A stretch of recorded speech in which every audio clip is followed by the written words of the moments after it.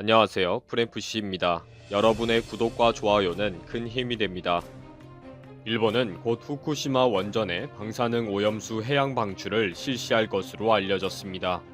지난 20일 주한 일본 대사관이 후쿠시마 원전 오염수의 처리 및 방류에 관한 설명회를 열었습니다. 국제 기준에 맞게 희석시켜서 방출하면 문제가 없다는 점을 강조했습니다. 아예 한국 정부에게 국제 모니터링을 함께 하자고 제안을 할 정도로 서두르고 있습니다. 물론 한국 정부와 언론과 국민들은 말도 안 되는 행패이다. 당장 중지하라. 라고 분노하고 있습니다. 이런 와중에 후쿠시마현과 맞붙어 있는 미야기현에서 기형의 문어가 발견되었습니다.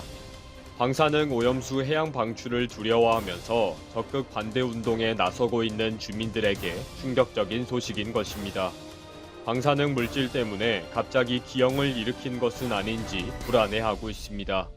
최근 미야기현에서 다리가 9개 있는 문어가 잡혔습니다.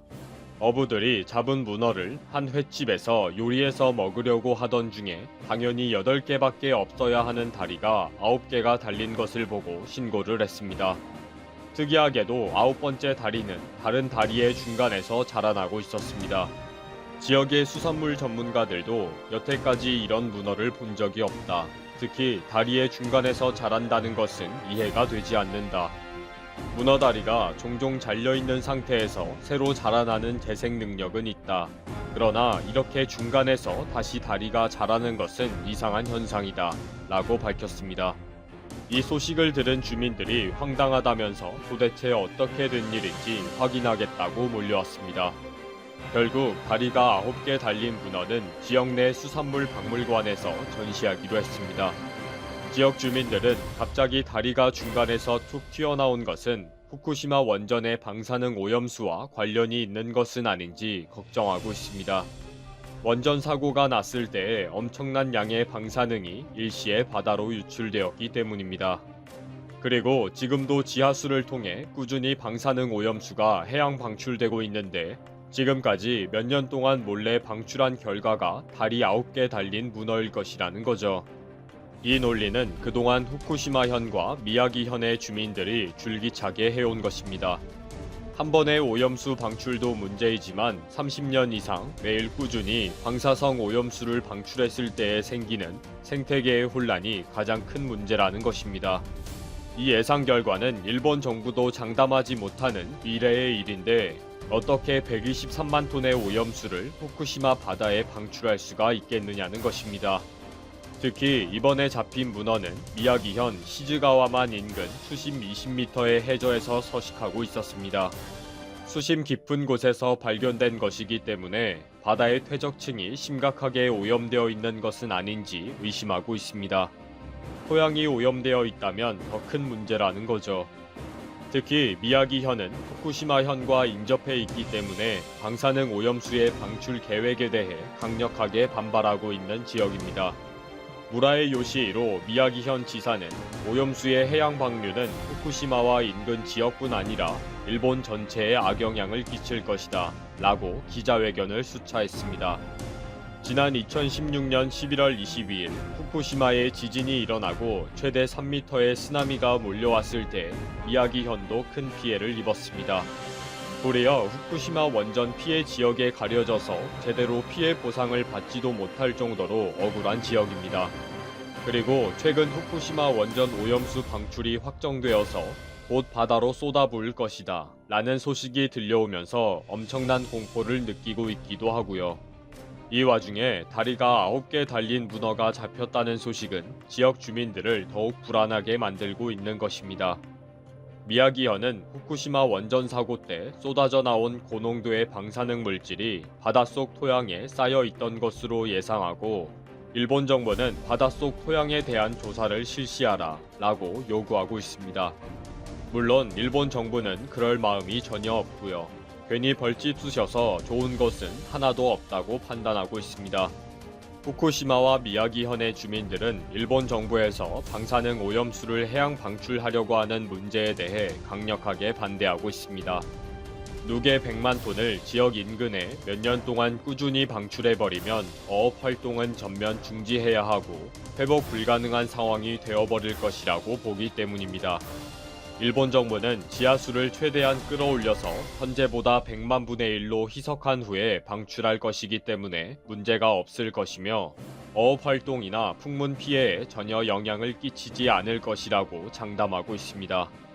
이런 와중에 여기저기에서 세슘이 검출되었다고 하는 등 어수선한 소식들이 계속 들려오고 있습니다.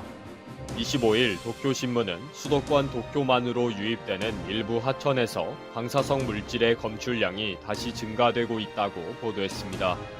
후쿠시마 원전 사고 이후에 도쿄신문은 도쿄만에서 세슘 등 방사능 물질 방출량을 계속 분석해왔습니다. 방사능 물질인 세슘은 인체에 미치는 영향이 심각하기 때문에 엄격하게 감시하고 있는데 최근 들어서 세슘 농도가 1kg당 228베크렐에서 500베크렐이 넘게 나온 것입니다. 다른 지역의 주요 하천은 세슘 농도가 1kg당 100베크렐 미만의 수준인데 비해 세슘 농도가 올라가고 있다는 것입니다. 그리고 후쿠시마 인근 지역에는 원전 사고 이후 토양에 대한 제염 작업도 완료되지 않아서 농사를 지을 수도 없다고 하소연하고 있습니다. 후쿠시마 원전 사고 부지 인근 주민들은 토지에 대한 제염 작업을 빨리 해달라고 정부에 요구하고 있습니다. 제염 작업이 필요하다고 정리한 993곳에서 실제 작업이 완료된 것은 아직까지 절반에 그치고 있다고 합니다. 주민들은 후쿠시마현 내에 있는 4065개의 저수지도 제대로 활용하지 못하고 개인 돈을 들여서 지하수를 사용할 수 있는 방법을 요구하고 있습니다. 이렇게 일본 전 지역의 토양에서도 세슘이 검출되고 오염수가 지하로 유입되는 등의 문제가 심각한데도 오염수 해양 방출을 밀어붙이고 있는 일본입니다. 가장 큰 피해를 입을 수 있는 한국은 적극적으로 반대의 목소리를 높이고 있습니다. 독일의 킬 대학 해양연구센터가 시뮬레이션 한 결과 방사능 오염수는 200일 후에 제주도 해역에 도달하고 280일 후가 되면 동해 근해, 340일 후에는 동해 전체를 덮는 것으로 밝혔습니다.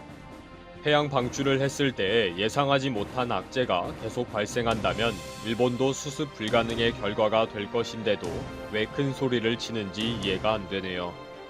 이렇게 심각한 상황인데도 극우 언론은 해양 방출을 반대하는 한국을 비난하기에 바쁩니다.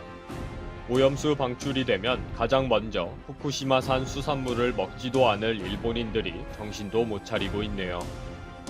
중국의 반도체 굴기가 흔들리고 있다. 미국의 압박이 여전한 가운데 내부에서 국영기업 중심으로 속속 위험 신호가 감지되고 있기 때문이다. 막대한 자금을 투입해 반도체 자금률을 높이고 글로벌 시장에서 의미 있는 존재감을 확보하겠다는 전략에 이상등이 들어왔다는 평가다. 다만 중국 경제가 코로나19 충격에서 조금씩 벗어나고 있고 중국 내부에서 메모리 반도체 중심의 전략은 여전히 가동되고 있기 때문에 완전히 끝난 게임은 아니라는 반론도 만만치 않다. 중국은 불과 몇 년 전만 해도 글로벌 게임 및 스마트폰 사업의 변경이었으나 지금은 상황이 다르다는 점을 알아야 한다. 중국의 반도체 굴기가 심각한 도전에 직면한 것은 사실이지만 상황은 언제든 달라질 수 있다. 중국 정부는 2014년 1조 위안에 달하는 자금을 투여해 2025년 자국 반도체 자금률을 75%까지 끌어올린다는 계획을 발표한 바 있다. 신화유니그룹의 샌디스크 인수 합병 실패 후 외국 기업을 확보해 기술력을 가져가는 방식이 아니라 자체적인 투자를 바탕으로 반도체 굴기를 시도하겠다는 의지다. 정부 주도로 막대한 자금을 움직일 수 있고 무엇보다 모든 글로벌 업체들이 탐내는 방대한 내수 시장을 가진 중국이라 가능한 전략이다. 전국경제인연합회가 경제협력개발기구로부터 제공받아 지난 15일 발표한 통계에 따르면 2014년에서 2018년 주요 21개 글로벌 반도체 기업 중 매출 대비 정부 지원금 비중이 가장 높았던 상위 5개 기업 중 3개가 모두 중국 기업이었다. SMIC는 매출의 6.6%를 정부로부터 지원받았고 화홍, 신화유니그룹이 뒤를 이은 것으로 확인됐다. 문제는 미국의 압박, 그리고 중국 내부에서 불거지는 불협화음이다. 미국은 트럼프 대통령 주도로 중국에 대한 ICT 압박, 특히 중국의 반도체 굴기를 두고 집요한 공세를 퍼부었다. ZTE에 이어 글로벌 오지 장비 시장의 강자 화웨이에 강도 높은 규제를 단행했으며 이 과정에서 화웨이는 반도체 수급길이 모조리 막히는 상황에 이르렀다. 미중 무역 분쟁 당시 유럽과의 오지 동맹을 바탕으로 활로를 찾는 듯 했으나 코로나19 책임론 및 홍콩 국가보안법 정국을 거치며 사태는 더욱 악화되는 중이다. 화웨이의 오랜 우군이던 TSMC도 미국의 손을 잡은 가운데 화웨이는 크게 휘청거렸고 푸젠진화는 D램 생산을 멈춰야만 했다. 또 하나의 사는 내부에 있다. 바로 중국의 허약한 기초 체력이다. 21일 독일 BMW 중국 합작 파트너인 화천그룹이 화산 절차를 밟은 대목에 집중할 필요가 있다. 랴오닝성 정부가 80% 지분을 가진 국영자동차 회사가 속절없이 무너지는 셈이다. 불과 한 달 전만 해도 회사채 AAA 등급을 자랑하던 화천그룹이 파산하자 중국은 물론 글로벌 경제계는 크게 경악했다. 신화통신에 따르면 선양시 중국인민법원은 화천그룹의 강도 높은 구조조정을 단행하라는 결정을 내린 것으로 확인됐다. 23일 중국 정부망에 따르면 류허 중국 국무원 총리는 이러한 사태를 두고 엄중 처벌할 것이라 강조하기도 했다. 국유 기업, 즉 정부 주도의 기업 정책이 한계에 직면했다는 말이 나온다. 정부의 묻지마 투자에 따른 방만한 국영기업 경영이 중국 경제에 본격적인 부담이 되고 있다는 분석이다. 만약 중국이 경기 회복에 따라 통화 완화 정책의 강도를 낮추는 전략을 구사할 경우 디폴트를 선언하는 기업들의 숫자는 더욱 많아질 수 있다. 중국의 반도체 굴기도 디폴트에 빠졌다. 당장 친화유니그룹은 지난 16일 13억 위안을 상환하지 못해 디폴트를 선언했다. 중국 반도체 굴기의 선봉이자 상징인 친화유니그룹은 친화대학교 산하에 있으나 사실상 국영기업으로 분류되며 중국 국무원이 직접 경영을 하는 곳이다. 이런 곳이 디폴트를 선언하자 내외부의 파장은 상당한 편이다. 우한웅신반도 체제조도 무너지고 있다. 2017년 11월 설립되어 TSMC의 주요 임원을 데려오는 한편 약 1280억 위안의 투자 유치를 자신했으나 지금은 사실상 파산했다. 신라노 반도체 공장을 생산하겠다는 야망이 컸으나 결국 자금난을 이기지 못하고 우한시 둥시부구 정부에 인수되고 말았다. 건설 중이던 축구장 59개 크기의 제조 공장도 흉물로 남았다. 중국의 야심찬 반도체 굴기는 대외적으로는 미국의 압박, 내부적으로는 국영기업 중심의 경영 한계를 노출하며 무너지는 중이다. 여기에 방만한 경영, 실체를 알 수 없는 기술력, 맹목적인 시적 경쟁들이 먼지처럼 쌓이며 사태는 더욱 심각해지고 있다. 올해 상반기 무려 600억 위안이 중국 반도체 공정 구축을 위해 투입됐으며 이는 지난해 대비 2배 많은 자금이다. 시장조사 업체 IC인사이츠가 최근 발간한 글로벌 위퍼 생산 2020에서 2024 보고서에 따르면 내년에 300mm 반도체용 웨이퍼 생산 라인이 10개 추가되는 등 투자가 활발해질 것으로 기대되는 가운데 절반이 중국 프로젝트인 것으로 알려졌다. 그러나 상황은 점점 악화일로다. 차이신에 따르면 현재 중국 내부에서 반도체 공정 작업이 이루어지는 곳은 무려 50곳이며 이 중에서 얼마나 많은 프로젝트가 성공할 것인지는 미지수다. 업계에서는 중국 반도체 굴기가 사실상 실패했다는 쪽에 무게를 두고 있다. 내외부의 압박이 커지는 상황에서 정교한 로드맵을 가동해야 하지만 방만한 경영과 무분별한 투자가 이루어지는 한 반도체 굴기가 성공하기는 어렵다는 전망이 나온다. 정반대의 주장도 있다. 중국의 현재 반도체 자금률은 15%에 불과하지만 조금씩 올라가는 것도 사실이다. 2010년대 중반에는 10% 초반대에 불과했기 때문이다. 물론 계획대로 2040년 70%를 기록하기는 어렵겠지만 미국의 압박이 이어지며 중국의 반도체 공급이 속절없이 공격을 받았다는 점을 고려하면 중국 정부가 관련된 액션 플랜에 더욱 드라이브를 걸 가능성이 높은 편이다. 이미 전략은 나왔다. 중국은 오중 전회를 통해 쌍순환 모델을 채택하는 한편 반도체 굴기 등에 막대한 투자를 단행한다는 방침을 세웠다. 2025년까지 10대 핵심 사업에 공격적인 투자를 단행해 패러다임 쉬프트를 시도한다는 방침이다. 특유의 공기업 주도 전략이 여러 곳에서 파열음을 내고 있으나 막대한 자금력과 격변하는 외부 사정에 대한 기민한 대응이 벌어질 경우 쌍순환 모델로 대표되는 대내외 경제 환경의 연결고리는 더욱 강해질 것으로 보인다. 여기서 일종의 배수의 진을 치며 반도체 굴기 전략이 더욱 선명하게 추진될 것으로 보인다. 글로벌 반도체의 60%가량이 여전히 중국에서 소비되고 있는 상황에서 현지 정부의 강력한 정책 드라이브가 덧대어지는 순간 다양한 가능성 타진이 가능하다는 뜻이다.